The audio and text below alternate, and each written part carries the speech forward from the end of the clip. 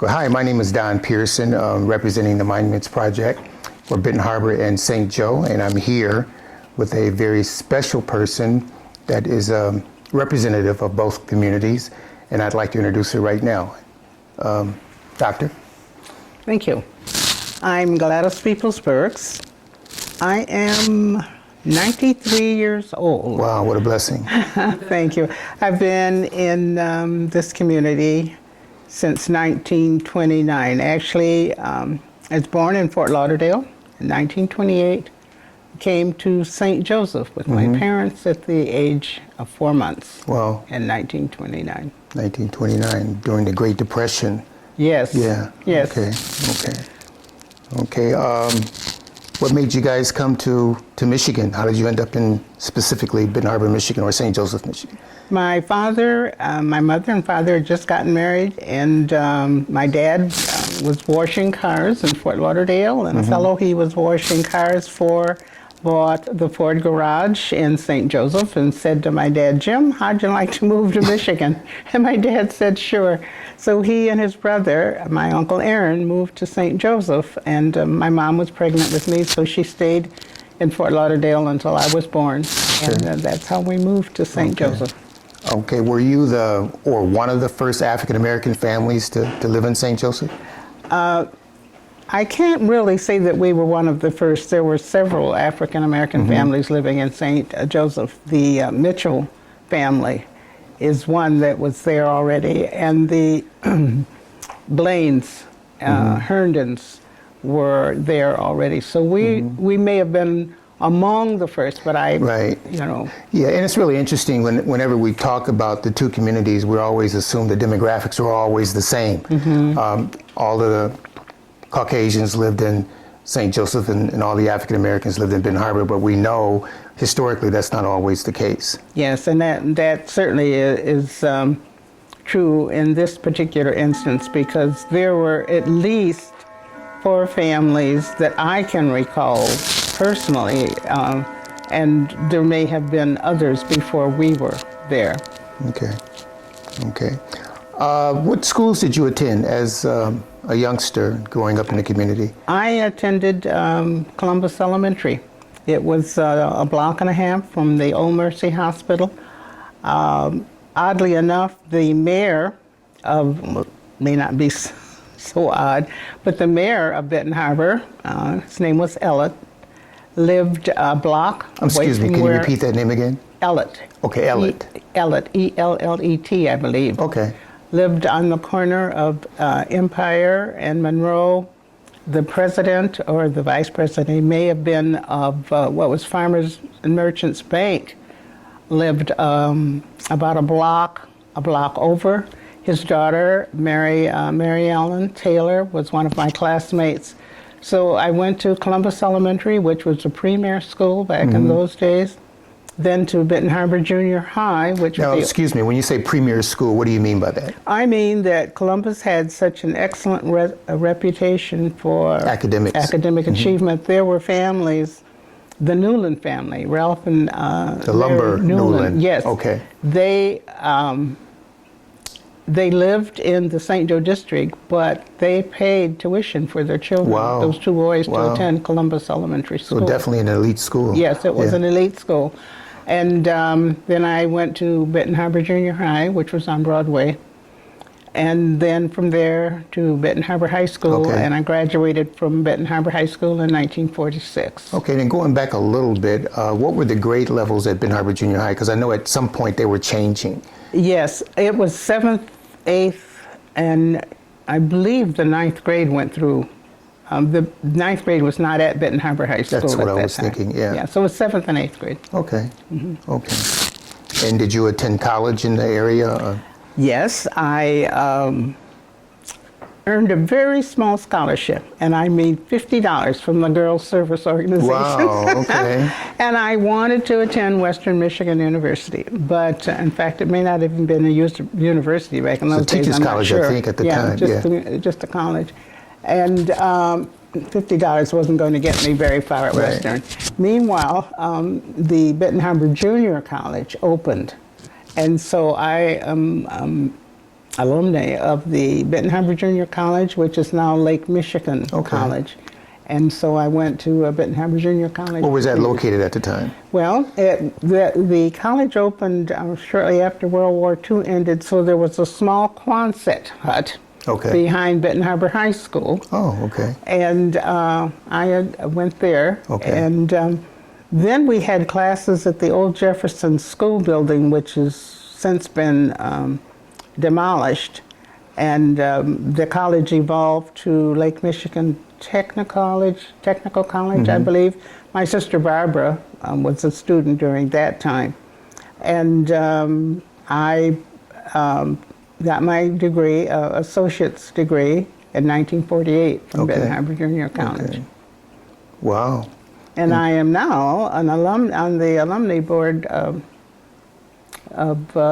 directors for the college. Great, that's great. That's a great story. So after the junior college, how or when did you continue your former years to the university? I was working at Helene's Dress Shop in Benton Harbor right out of high school and attending the college, and I got a job as a long-distance operator at Benton Harbor Exchange of Michigan Bell Telephone Company. Okay. So I thought I died and gone to heaven when I got that job at the telephone company, and worked there. Got married in 1954. My husband was, his family had moved from Sikeston, Missouri to Benton Harbor, I suppose sometimes in the 30s, because he also graduated from Benton Harbor High School. And so I worked at the telephone company for 19 years. Wow. And my husband died in 1970, and I had started substitute teaching. They needed substitutes so badly in the Benton Harbor School District, which was the largest school district in southwestern Michigan. At the time I was hired, I started subbing. My sister Barb, who was teaching in Benton Harbor, said to me, "Gladys, we need subs." And with a 2-year degree, I was able to sub. So I have to back up a little bit, because you had to have 2 years of college from a 4-year school. Okay. So I took one course from Western Michigan University and an extension course, which made me qualified. Right. That was smart. So then I started subbing in the Benton Harbor area schools. My husband died unexpectedly, and our daughter was 15. So I thought, I'll get my degree and go into teaching full time, so I would have my summers and holidays free, because at the telephone company, you worked, well, it was open 24/7, excuse me. So you had to work holidays and you worked summers and all of that. Right. And it's really interesting, because people don't realize how large Benton Harbor area schools was back then. And I was told that we had over like 10,000 students in the district at one time. The student population was between 12,000 and 14,000. Wow. When I was working for the district. I think we had 19 elementary schools. It was a consolidated district. Right. The largest consolidated district in the state of Michigan. Oh, I didn't know that. And that's something that, at that time, and that's something that people don't understand, the dynamic of the district. It was consolidated, incorporated smaller districts around that each had its own superintendent. It had this massive student population that brought in students from rural areas into this urban area, right? Exactly. Yeah, really is what it was. So it was an odd mix, because many of those youngsters had gone through the 8th grade in their outlying districts, and then they were brought into Benton Harbor High School, which was just a completely different experience. The Tiger Marching Band, the academic achievement, the sports program. It was quite a challenge for all of the districts, for all of the students in this mixture to be able to function, which they did. Yeah, and I think it's really important that people understand the history of the district. A lot of the people that are coming in now, they think that it was always this way. No. But at one time, it was a level of excellence that, that we just marveled at. It was.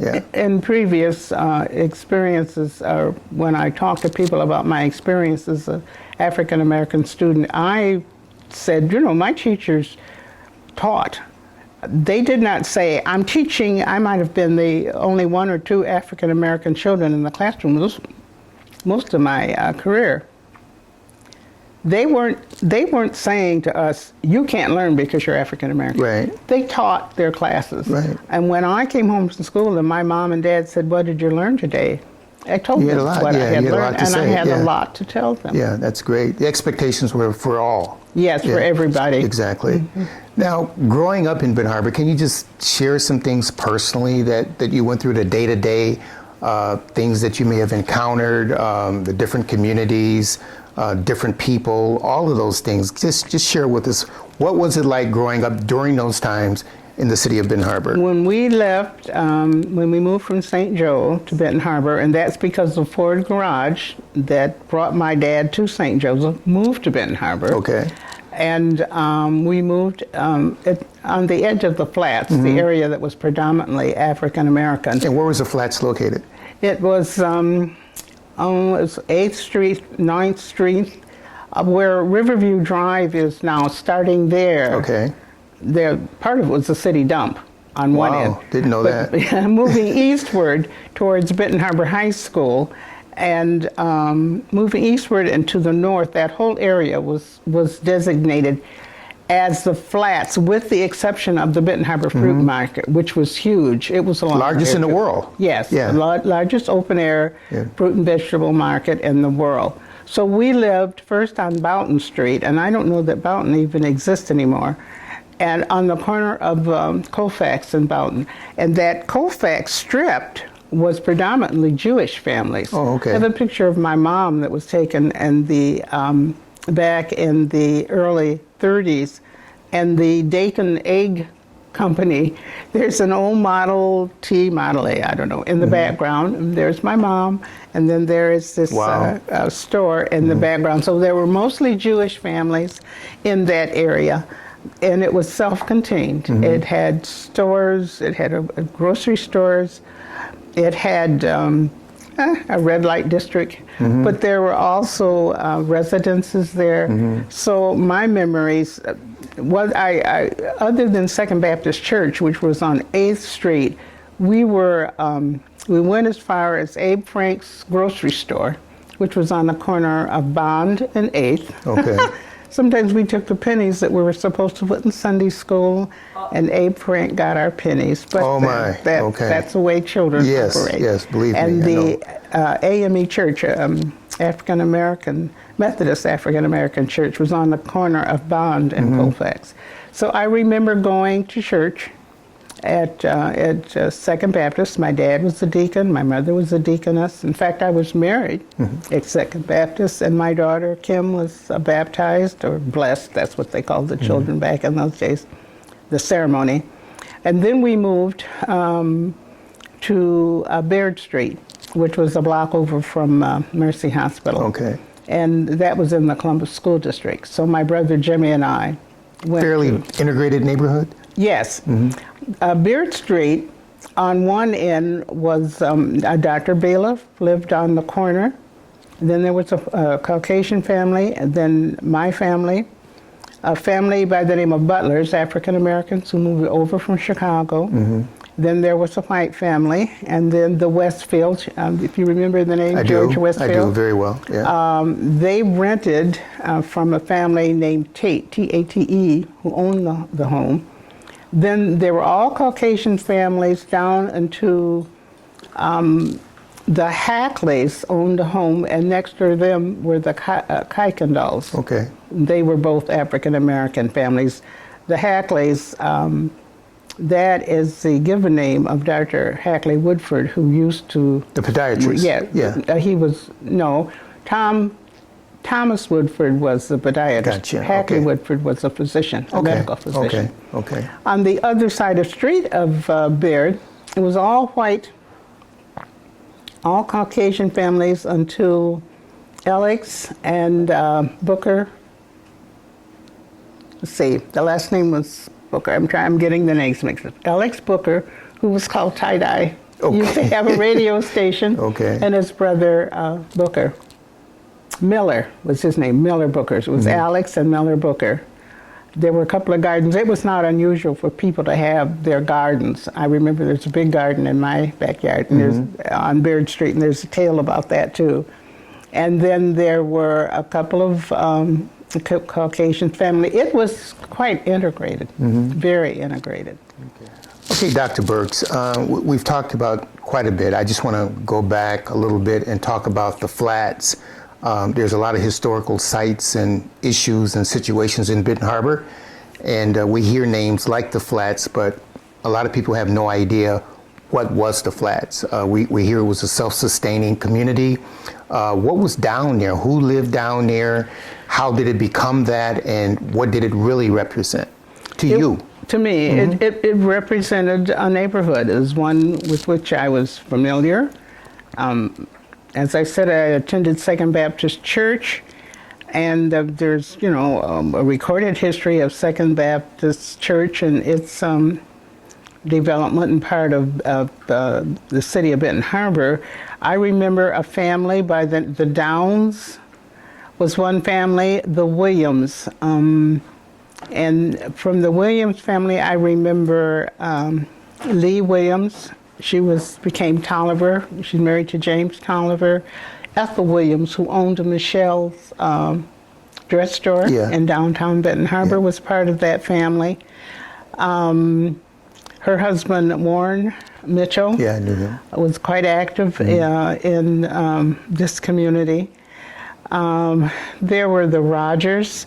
Ansel Rogers was a fireman, an African-American fireman in the city of Benton Harbor. He came along after James Means, who I think was the first African-American fighter in the city of Benton Harbor. Let's see, I've mentioned the Rogers. There were on the end of 8th Street, where Second Baptist was located, that was all residential. And then it crossed, the 8th Street crossed Britton Avenue, and there was a hill that came up along, it ran parallel to Colfax. There was a celery farm. For years, you could smell the celery, because there was a celery farm on the other side of that hill. And this curved street, which I believe was still 8th Street, merged with Colfax Avenue, and then you were just a few blocks from Benton Harbor High School. Okay. I remember that so definitely because during World War II, when food was rationed, my father was working at the Ford garage. My brother Jimmy and I were given we had these little tokens that you would take to the store to buy meat and so forth. We would go to the store early in the morning because there were lines waiting to buy sugar and the things that were rationed.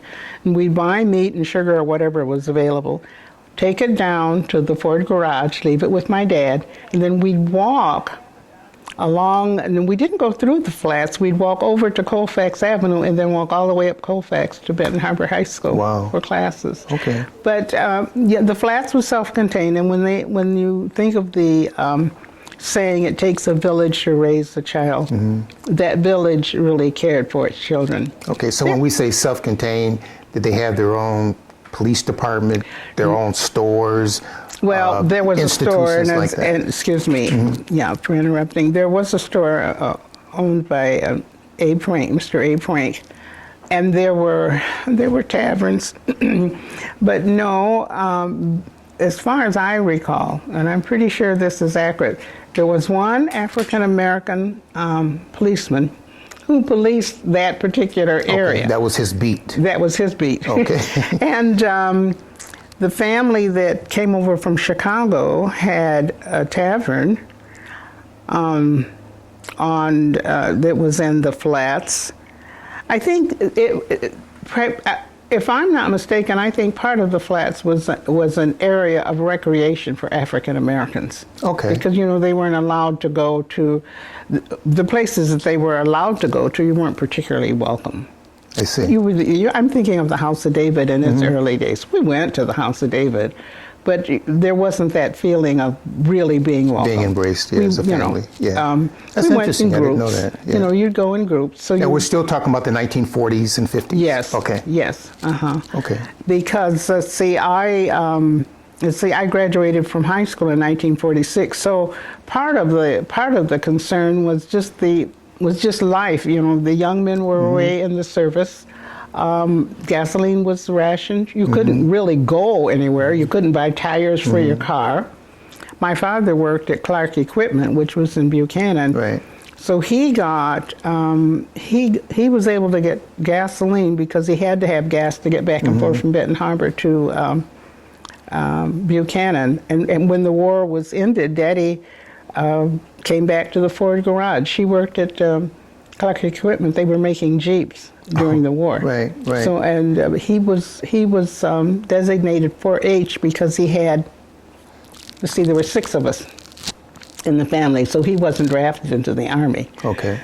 So once the war ended, Daddy came back to the Ford garage and picked up where he left off. Wow. So the Flats, in terms of its foundation, its origin, was it based on segregation, or that just happened to be the place where all African Americans came when they came into the city? I believe that's where most of them came when they came into the city. Housing was available. Not all African Americans in Benton Harbor lived in the Flats. Just Benton Harbor had a Chinatown. Benton Harbor had a place where the Italian families congregated. So it was very diverse ethnically wise. Yes, it was. People lived in particular groups. I think. Where was Chinatown? Over, it would have been over near where Thayer Paper Company, back over in that neighborhood. In the Arts District today, yeah. Yes. Okay. Back in that area. Wow. So you had Chinatown, you had Little Italy, you had the Flats. We had Little Italy. Yes, we had the Flats. Wow, that's interesting. Okay. Now let's talk about you personally.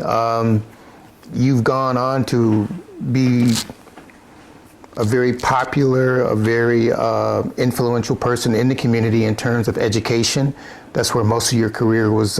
Yes. In terms of professionally. Yes. Let's talk about that. Where did you work? What did you do? What were your titles?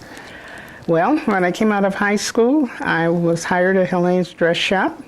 I worked at Helene's for 5 years, and in 1952, I was hired at Michigan Bell Telephone Company, and worked there for 19 years until my husband's death. So to back up a little, when I graduated from Lake Michigan College and they needed teachers so desperately, and I think I said this earlier, I went back to Western to pick up my college education. And when I got my degree from Western, I was hired I finished out the semester for Hull Elementary School. A teacher worked until Christmas break, and then she couldn't work any longer. So actually, I was working at Hull, and I had just completed. I was the Head Start director for Tri-Cap University. Wow. Okay. During that time too. So I was fortunate to get my position as a teacher at Hull, because that gave me time with our daughter. Then I think with me being a minority and being an older person, I only taught for 2 years in the regular class, and I was a substitute teacher for 2.5 years. And then I was hired as a principal. It's principal at Stump and Sodas elementary schools. And these were schools primarily outside of the city of Benton Harbor? Yes, they were. They were out on, on Nickerson Avenue with Stump. And Sodas, of course, was out in Sodas Township. I was principal of those 2 schools. And on both occasions, were you the first African American principal in those buildings? Yes. Okay. I was.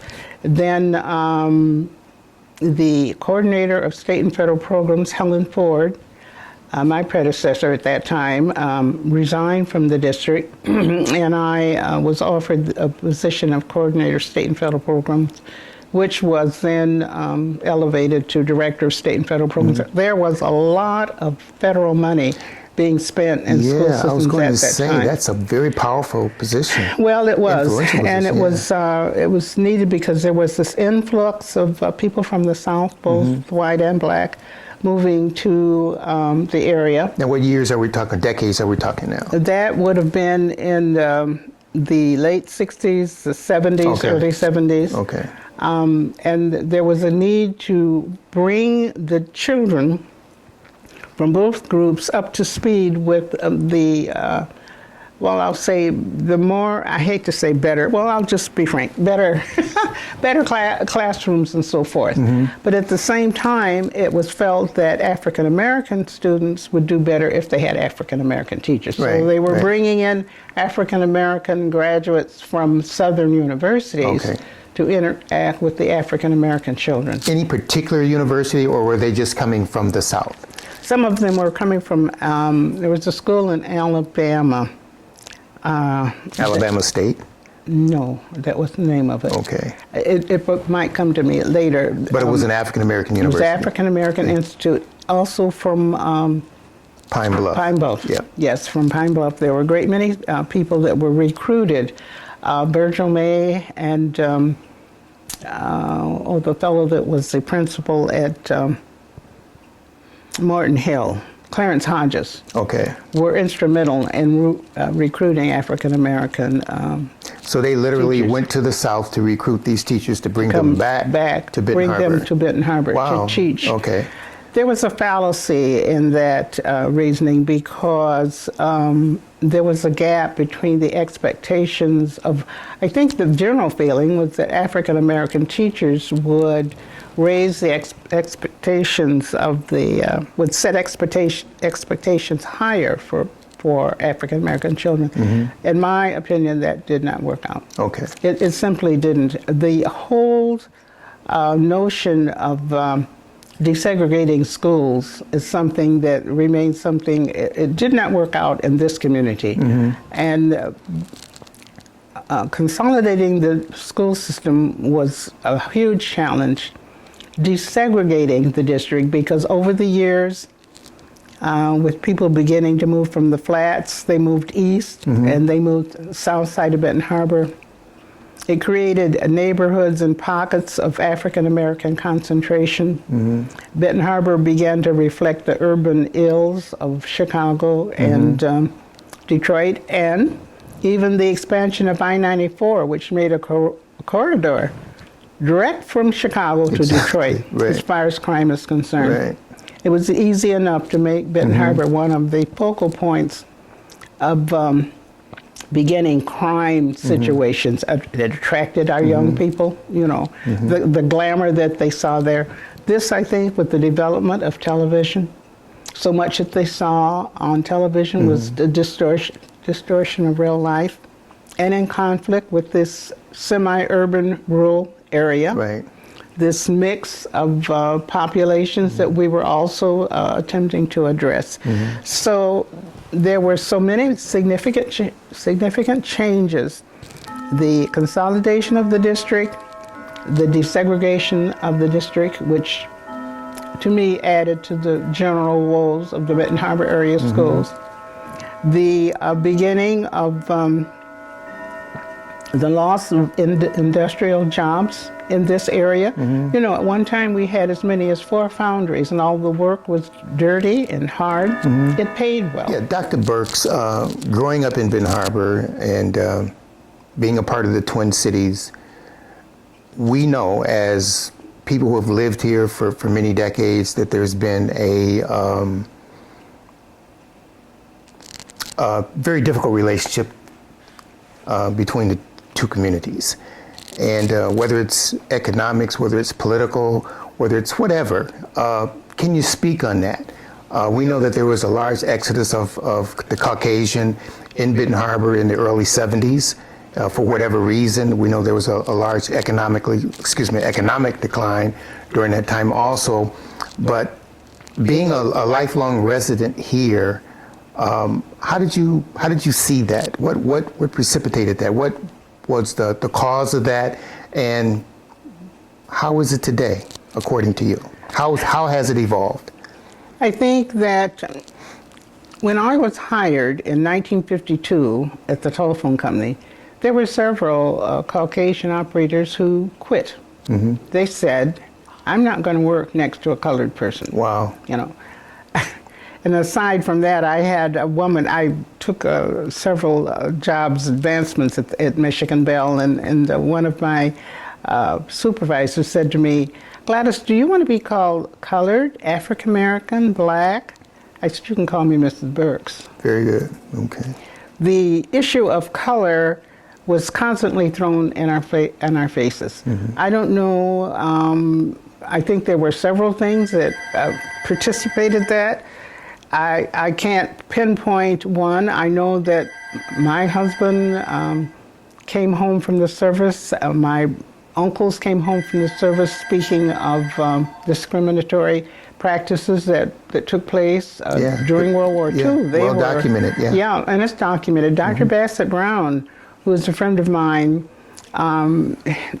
took part in heroic efforts in France, I believe it was, and he would have been given a Purple Heart, except he was told, in fact, his companion, Perla Tolentino, has a copy of the letter, and Bassett Brown was told that they had given out enough Purple Hearts. Wow. So he didn't get one. That's horrible. You know, those are the kinds of discriminatory practices that began to rankle many people. And the exodus of whites from the city of Benton Harbor, a lot of it had to do with perceiving St. Joe and Stevensville as better places to live. And if you think about it, this was primarily an agricultural area. So I think that it was easy to say, well, I'd rather go back to the more peaceful farming atmosphere. And then there wasn't the demand for jobs that had come about because of World War II, with the war ending. Then this perception that separating African American children from white children seemed to be coming up everywhere, and they thought the Benton Harbor area schools needed to become more diverse because it had evolved into a district where there were pockets of African American schools. Calvin Britton became predominantly black. Bard School became predominantly black. Stern Brunson became predominantly black. So there was an effort to integrate the school systems, not realizing that bringing the children together by busing them in, wasn't going to work because they went back to their homes. Exactly. And that feeling of integration and being more diverse wasn't necessarily being practiced in the homes. So I admire the efforts of the many groups and individuals today who recognize the need for diversity. To me, this nation will not survive if that isn't recognized. We can't forget where we came from. Right. We can't forget history. You can't change history. When you talk about critical race theory and the feeling that we don't want the children to know some of the ugly things that happen, they're going to know it. You can't keep it from them.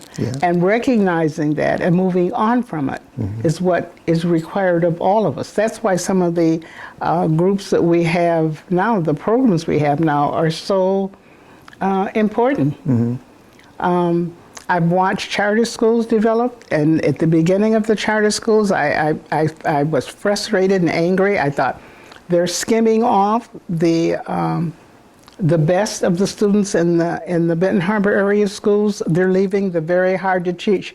But the Benton Harbor area schools did that itself when it initiated Gifted and Talented. And my sister taught in the Gifted and Talented program when they initiated creative arts. These programs were created in an attempt to bring Caucasian students back into the predominantly black Benton Harbor area schools. And it worked to some extent, but at the same time, you were taking the cream of the crop, if you will, from the regular classroom, putting them in special programs. Segregating your own students. Yes, we were creating our own segregated system and taking away from in the classroom children who set a high standard for their classmates. Yeah. If Johnny can get an A, I can get an A too. Right. But Johnny was taken off and put in the gifted and talented program. So left was someone who wasn't as brilliant and as apt and as creative as Johnny, and we kept lowering the bar Exactly. within our own school system. Exactly. I think the same thing, now this is a personal opinion, I think the same thing happened in our neighborhoods. When you bring in people whose daily lifestyles from the South, and I was born in Fort Lauderdale, from the South, who have a different perception of home ownership, of what is important, and you place them in this northern atmosphere, this northern environment. Totally different culture. Yes. Yeah. And these things clash. They do. They have to be worked out. And as hard as it is to accept, I think they are being worked out. Okay. We've lived in this neighborhood, which is predominantly white. I think there are, So where do you live right now? we're in Stevensville, Michigan. Okay. And we've been here for 18 years. Okay. There's one other African-American family at the end of the block, and she was here, Mary Wood was here before we moved here. So she's actually the first African-American in this neighborhood. Okay. There is a Cuban-American family, I believe, about a half a block from us. We've seen houses come up for sale, and they've been bought by Caucasians. A lot has to do with the price of the house itself, but a lot has to do with the comfort level of the people who move in. Okay. If they weren't comfortable with us, they would have moved away. Exactly. I'm sure of that. I'm sure too, yeah. There are other things that come into play when neighborhoods change. And a lot of it has to do with culture. Yeah, for sure. Now, we always talk about diversity, but we never really talk about inclusion. It's one thing to have a lot of different people working together, but in terms of leadership and influence, them not having a voice is something else. Now, as you were living and evolving professionally in Benton Harbor, who were some of the people you think were standout people who provided great leadership as we were evolving into the city of Benton Harbor? African Americans. So some of the African Americans, I could cite people like Mary Defoe, Okay. who for years was the president of the NAACP. She had strong opinions about who should be at the table. Okay. And I think she was to be listened to. Lula Lee, who was the first black commissioner, city commissioner Benton in Harbor. the city of Benton, Right. the city of Benton Harbor, certainly was a strong force in shaping the leadership. Virgil May, who was Mayor Pro Tem, Charles Joseph. Charles Joseph worked for Whirlpool, and some people said, well, he was just a puppet or something. A puppet for Whirlpool. Listen, Whirlpool is part of this foundation of this community, not Exactly, just yeah. not just Benton Harbor, but St. Joseph too. Right. You have to give some recognition to the fact, and I think what I'm going to say next is something that many of us tend to forget. Businesses are that. They're in the business of doing business. They're to be businesses to be commended when it takes the time to care about the community in which it's situated, and I believe Whirlpool does that. When they say Whirlpool won't hire black people, Whirlpool will hire black people who are qualified. Whirlpool will hire people who are not caught up in drugs.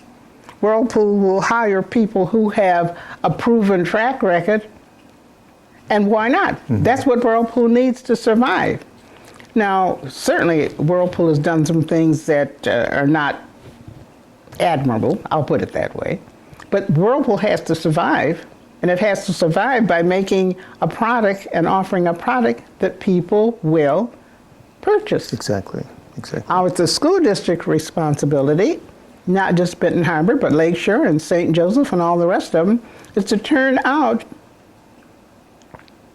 a workforce that Whirlpool and its constituents can use. Productive and competent citizens. And I think that parents have the responsibility Sure they do. to see that the children learn the things that are being offered. I have watched many people try to provide the kinds of educational experiences that will be of benefit to our population.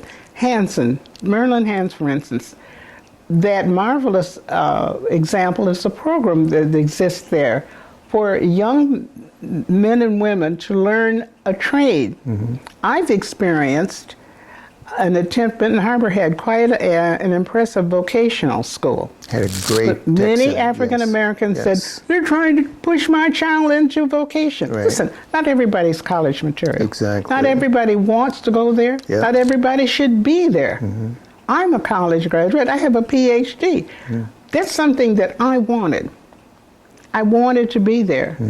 I'm aware of some countries that they don't offer public education past, what is it, 8th grade, something like that? Correct, yeah. Then you go into a vocational setting. Exactly. You always have the opportunity to move out of that once you're ready for it. You know, I'm a child, a product of coming right out of that depression. When you give too much away, it's not valued. We have the right to vote. It's not valued by too many people. We have a right for an education. It's not valued by too many people. I think we may need to step back from that and provide for some way of helping people understand these things are privileges. And to our African American children, you don't have to take second best at all, but you have to work to get the best. Exactly. You have to be your best. Exactly. I don't know if I'm making myself clear. Just last night, my sisters and I went to the opening of the Lazy Ballerina. We were the only African Americans there during the time we were there. 5 years ago, my sorority, Delta Sigma Theta, gave a grant to the 2 young women who began Lazy Ballerina. We had, it was a contest of some sort where they wrote a proposal. I don't believe that our national office of Delta Sigma Theta was aware that this grant was written by a Caucasian. We didn't tell her that. She had every opportunity to apply for it. There were several African American young women who also applied for the grant. But this young white woman, these 2, won that grant. They started Lazy Ballerina. One of the people that started that was also the winner of the award, the Alumni Award, at Lake Michigan College. My sister Barbara and I are both on the Alumni Board of Directors. We were aware of who she was. What I'm saying is, we believe in excellence.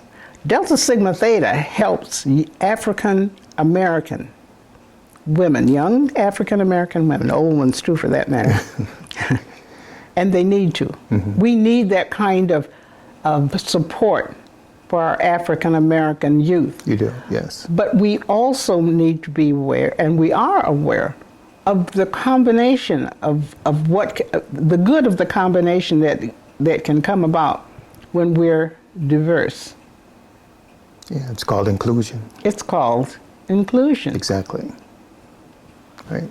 Thank you, Dr. Burks. That was fantastic. I really appreciate it. You are a treasure of the community, and I've had the pleasure of knowing you for quite a while in my adult life. And again, all the things that you've done and all the people that you've influenced since you've been in the area. Again, I speak for the community. Thank you very much. It's been a privilege. It's been a privilege. And sometimes I'm somewhat taken aback when I call you represent the community.